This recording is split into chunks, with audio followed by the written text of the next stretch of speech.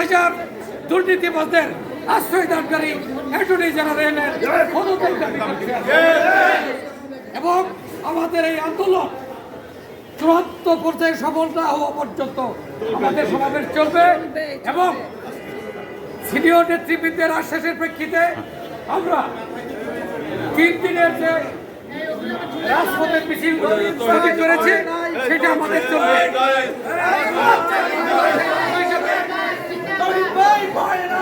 আমরা সেই অংশ হিসাবে আমরা বাইক বাজাইনি, বক্তব্য দেয়নি, রাজপথে নামিনি। আমরা আইনের প্রতি শ্রদ্ধাশীল, সিনিয়রদের কথার প্রতিও আমরা চাচ্ছি সুষ্ঠুভাবে সুন্দরভাবে এই বিষয়টি সমাধান হবে।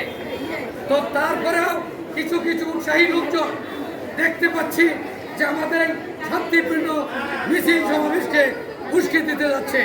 অ্যাটর্নি জেনারেলের কিছু ফ্যাসিস্ট লোকজন তারা নাকি মিছিল বের করবে বলে শুনেছিলাম, কিন্তু তাদের বোধোদয় হয়েছে, ইতিমধ্যে তাদের কর্মসূচি তারা স্থগিত করেছে। আমরা ফ্যাসিস্ট করছি, ফ্যাসিস্টকে যদি মিছিলে পাই ফ্যাসিস্ট মিছিলেই তুলাইবে। আমরা ফ্যাসিস্ট করছি তো যাই হোক, তাদের বোধোদয় হয়েছে। ফ্যাসিস্টদেরকে বলতে চাই আপনারা অবিলম্বে এই স্থান ত্যাগ করুন, অ্যাটর্নি অফিস মুক্ত করুন।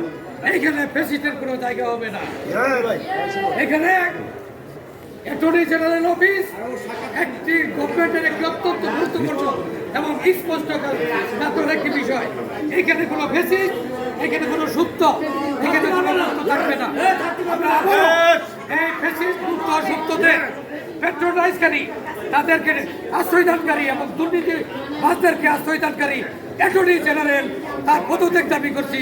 কারণ ইতিমধ্যেই তিনি এই অফিসে থাকার সকল যোগ্যতা, সকল নৈতিকতা হারিয়েছে।